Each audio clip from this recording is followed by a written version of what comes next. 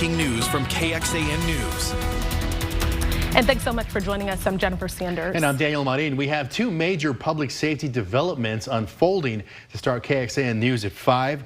Our Jayla Washington is in Pflugerville, where the FBI is searching a field in connection with Raul Mesa, the man Austin officials call a potential serial killer. And then Brianna Hollis is here in studio covering the city's suspension of the APD and DPS partnership. All right, and Jayla, let's start with you. We know investigators just left the area near Pecan Street and North Heatherwild Boulevard. So that's off of FM 1825. What have you learned? What are you seeing there this evening? Jennifer, Daniel, much of what we're learning is coming directly from neighbors who live in this area. To give you a better idea of where we are, there's an apartment complex nearby as well as an assisted living facility. And neighbors are telling us law enforcement got out here early this morning and began searching this field that you see right here. Now, multiple agencies out here. We're talking Austin Police, Round Rock Police, as well as Pflugerville PD, of course, assisted by the FBI, which is not out of the ordinary for them to be helping out with a search like this. But neighbors are startled, obviously, being the fact that Mesa is being called a serial killer. We know that recently he is being accused of at least 2 murders. Want to let you listen into one conversation with a neighbor who I was chatting with earlier. It's really scary. I shared with my mom this morning that this was happening. She's like, okay, when are you moving? I'm like, you know what? If he weren't in custody, I probably would be packing up. But I hope if there's some families that, you know, have some unanswered questions, I really hope that they can find what they're looking for. Now, the law enforcement agencies who we saw out here, they had their big incident command trailer earlier, as well as some ATVs as they were searching this area. At one point, we even saw them carrying some boxes of perhaps evidence back to a vehicle. Remember, all of this started when Mesa began ultimately confessing to murders. Still not clear, though, yet if another sort of confession kind of prompted this search out here today. APD is lead on the investigation, but they're not saying much since it is ongoing. But we will keep you updated both here on air as well as online. Daniel. All right, Jayla, thank you very much. And back to today's other top story. The city announced today that it is suspending the partnership between Austin Police and the Texas Department of Public Safety. Brianna Hollis joins us in the studio now. You've been covering this since the program's inception. What's the latest with this decision, Bree? So there's been so much back and forth with this, dating back since the partnership launched. But let me just get back to the last 2 days, guys, where it's honestly been a complete 180. So on Monday, we had our first on-camera interview with the mayor about this partnership, where he talked about how important it was to have DPS help while APD is 300 officers short. Fast forward to today, we get the announcement about the partnership ending. So we went straight back to the mayor's office to get to the bottom of what's going on. So on Monday, when we had this discussion, you mentioned that it was imperative to have DPS helping out Austin Police. What has changed in the last 48 hours? Well, in the last 48 hours, I've learned of an incident that was very troubling. That involved a man and his young son. And can you elaborate on the incident that was so troubling to you? Well, the incident, as has been related to me, is that DPS officers pulled guns on a 10-year-old boy. Getting further details from DPS about this very incident. But shortly after speaking with Watson today, DPS actually allowed us to see body camera video from that incident. They didn't provide any comment, but said this video we're about to show you should speak for itself. Okay, get back in the car. Get back in the car. Let me make my traffic stop. Get back in the car right now. Troopers pull the driver over into a neighborhood and draw guns, telling him to get back in the car. Right before this part of the video, the body camera video shows a trooper trying to pull the car over for about a minute. That's what you're looking at right now. And some of that body camera video does show a child in the passenger seat of the car. Troopers say they stopped the driver because his car didn't have proper license plates, and you can hear DPS troopers say they believe the driver was under the influence of marijuana. And we showed the mayor this video. We circled back with him, and his immediate response still, guys, is that he thinks suspending the partnership is the right decision right now. He says beyond the actual actions troopers took in this situation, he says it was just so difficult to get information from DPS about what happened when he really wanted to get to the bottom of something. Okay, so the partnership is suspended. Many people wondering, Bree, will it come back? Honestly, at this point, it doesn't look like that. I kind of mentioned it already, but on Monday, Mayor Watson was talking about how important it was to have DPS here. He cited some of the successes when it came to reducing crime rates, getting guns off the street, getting drugs off the street. But he says regarding how he feels right now, he says at this point he's looking at other options to improve public safety other than bringing DPS back. All right, Brianna, thank you very much. And coming up tonight at 6, Brianna's going to have more from community members on what they feel about the decision to suspend this program. First warning weather with Chief Meteorologist David Yeomans. Well, another big story today, the hottest day in Austin so far all year. From a record warm morning low of 80 to this just in, a high temperature of 107. Believe it or not, not a record for today's date. That stands at 109, almost a record at the airport, and their hottest day as well, making up to 104 in southeastern Travis County. It is still really hot with a real lack of clouds, unlike what we were greeted with yesterday on the Lorenz and Lorenz 360 cam. It's not only 106 still in Austin, but it's 104 in Cameron, 108 degrees right now in Llano. Factor in the heat and humidity. The heat index is as hot as 112 in Cameron. Feels like 110 right now at Camp Mabry.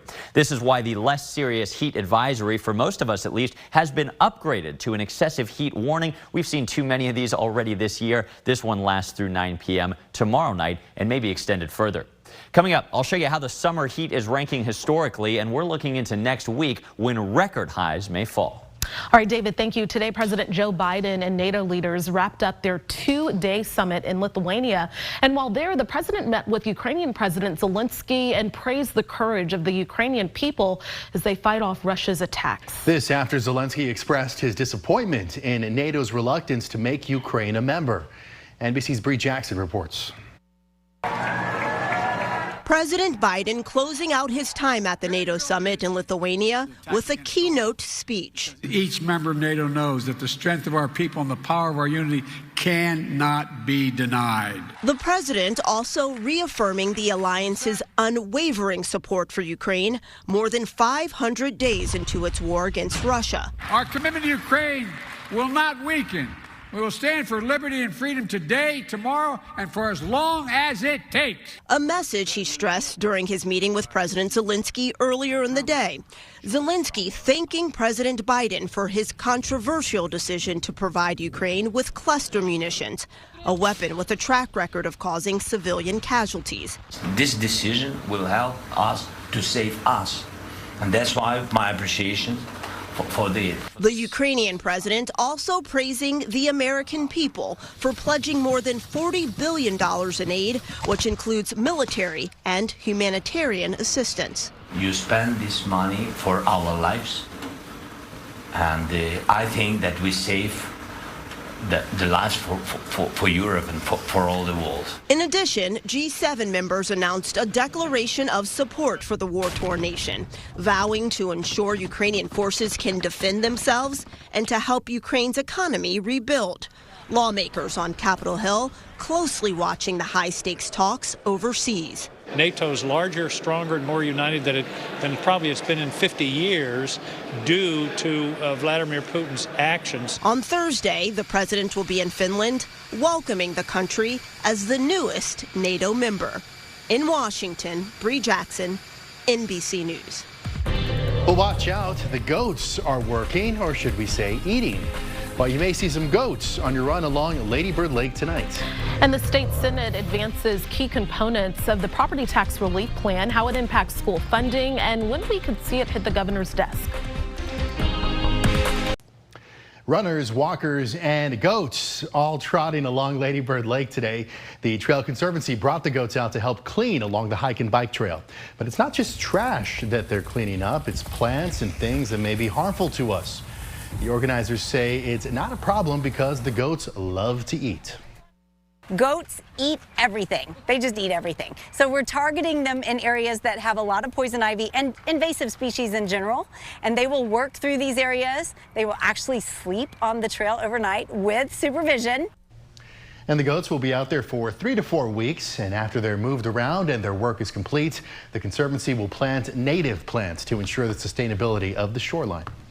Well, are you feeling lucky? You better have your lottery ticket ready. How much you could win in tonight's Powerball drawing. And an unusually dry start to the month as this near record heat continues. No precipitation today, only 0.03 of an inch so far this month. And that's not helping the lakes, of course, both of them down about an inch in the past 24 hours. Buchanan might drop below 1,000 feet surface elevation for the first time in 8 years. Your first warning forecast is coming up.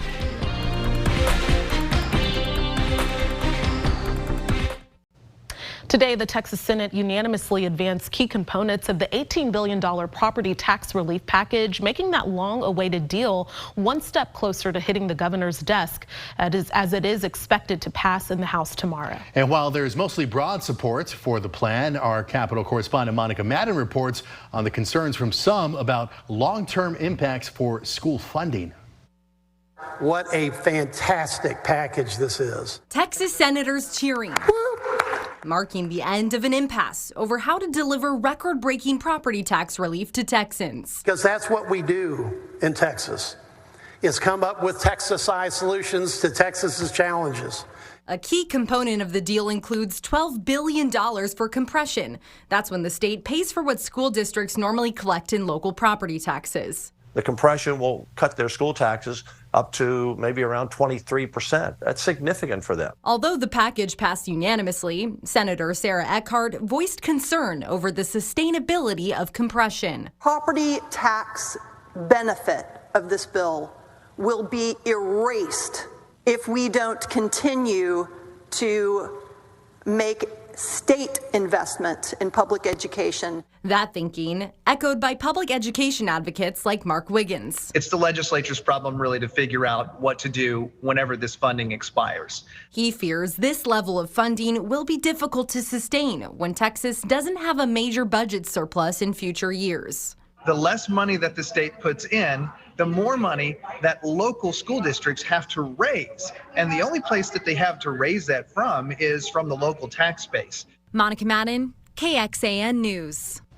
And both chambers still have to pass the constitutional amendment required to enact these property tax relief plans, meaning Texans will eventually vote on the deal come November. Monica joining us now in the studio. So a few weeks ago, we talked about this, Monica. Senators added an aspect to this package that would have given teachers bonuses. What happened there? Well, unfortunately, Jenna ended up getting cut out of the deal during negotiations between the House and the Senate. Senator Roland Gutierrez, who was the one who proposed those teacher bonuses, asked on the floor today why it got cut out of the deal. And there wasn't really a direct answer, but it sounds like ultimately House lawmakers decided it would be better to address teacher pay in the future special session that's going to be about school vouchers, which the governor has signaled will happen sometime in the fall. And you will definitely be there. Oh, yes, absolutely. All right, Monica, thank you very much. Now to some more money news. This time it's the lottery.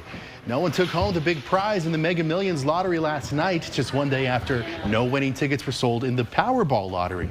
So that means the jackpots in both lotteries are on the rise once again. Your next chance to strike it rich is tonight as the Powerball jackpot soars to an estimated $725 million. And if you don't win that one, well, you'll have another shot when the next Mega Millions drawing takes place on Friday with its estimated prize of $560 million. Ooh, did you get our ticket? Yeah, right. I'd be on a jet to Alaska right now if I win that. Some cooler weather is really what we want, right? Yeah. Roger was just telling me the Austin FC game this Saturday was moved back from 7:30 to 8:30 at night because of the anticipated heat. And today, guys, we just set the record for the warmest temperature so far this year. Not quite a daily record. That stood at 109. But look at that sunshine. Gusty south winds, not cooling us off at all, but they are blowing at 18 miles per hour in San Marcos. 21 mile per hour winds up in Georgetown. It's like a blowtorch, though. Look at these air temperatures, not the heat index. The air temperature is 107 in Kingsland, 108 in Llano and Mason counties, 106 degrees on the thermometer in Round Mountain. In Austin, it is no better than that. 105 in Cedar Park and Leander, 108 in Lakeway, 106 in Austin, 103 at the airport, 106 as well in Driftwood. I'm trying to pick only the impressive ones, but they're all impressive. 106 up in northwestern Milam County, and I see a 105 down there in Luling, south of Lockhart in Caldwell County. Factoring in today's 107-degree high temperature, which is not supposed to happen in most given summers, this has been the third hottest start to July to date. Average day and night temperatures are nearly 90 degrees. That's 4.3 degrees hotter than normal. And not only for the 12 days of this month, but for the 42 days, nearly half of meteorological summer so far, this has been the fourth hottest summer to date. Meteorological summer, remember, began on June 1st. Now, 2011, 2022 last year, those were both hotter than we have been so far this year. But remember, we've had 125 years of record. Placing fourth so far is a really high percentile for how hot we've been.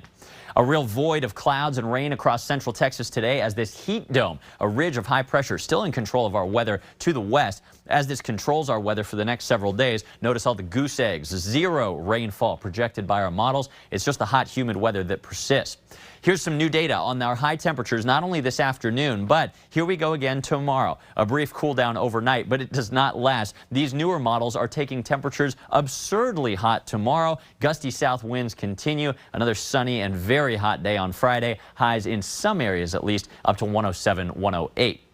Imagine going through a summer like this without sufficient AC. That is a reality for thousands of Austinites and thousands of folks across central Texas. Grab your smartphone camera, scan that QR code. If you can, make a donation of just $15. That can save a life for some of these folks. You can also type into your computer KXAN.com/simplehealth or make plans to join us in person at several locations across town this Friday from 7 a.m. to 7 p.m. I'll be there, the whole weather team, a lot of our news team will be there as well, and we sure appreciate any help that you're able to provide for these folks who need it. Tonight's low temperature could be tying or setting a record again. 80 degrees, no cooler than that. Notice another record that we could be challenging from just last summer. Breezy south winds continue tonight and tomorrow. Tomorrow, very hot with gusty south winds and sunshine, 106, your forecast high.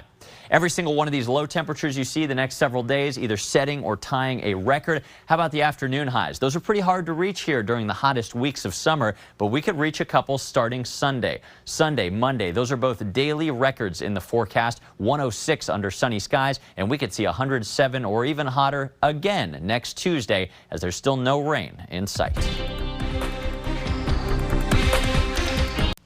After intense and bitter debate that stretched into the early morning hours, lawmakers in Iowa have passed legislation creating one of the most restrictive abortion bans in the U.S., a measure the governor says she will sign into law by the end of the week. In a rare one-day special session, Iowa's Republican-controlled legislature voted to ban abortions after the detection of fetal cardiac activity, which occurs roughly 6 weeks into a pregnancy.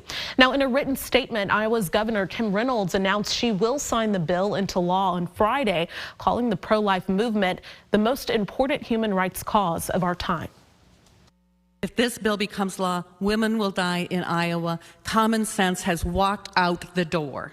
I don't believe that it's a women's health issue that we're talking about. I think there's a bigger issue at hand. It's a baby or not a baby. And I just really want to protect babies, unborn babies. And the move comes less than a month after a deadlock in Iowa's Supreme Court left a similar 6-week ban unenforceable. This new measure is expected to face multiple legal challenges. We're getting a better snapshot on the pace of inflation in America. The June Consumer Price Index came out today, and it's a 0.2% increase from May to June. Or another way to put this, in June, inflation fell to the lowest annual rate in more than 2 years. According to CNBC, we paid a little bit more for food prices, but we saw declines in used vehicles and airline prices. Meanwhile, home prices, those keep going up.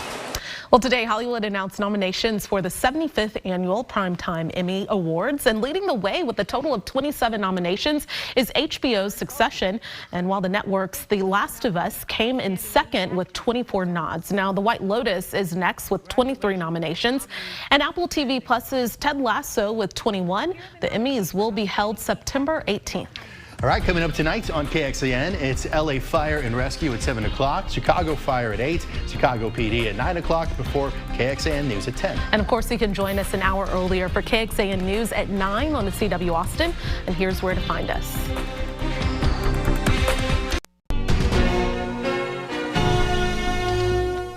Thanks for listening to KXAN News Nightly. You can also listen to KXAN News Today every morning for more in-depth coverage of what matters most to you.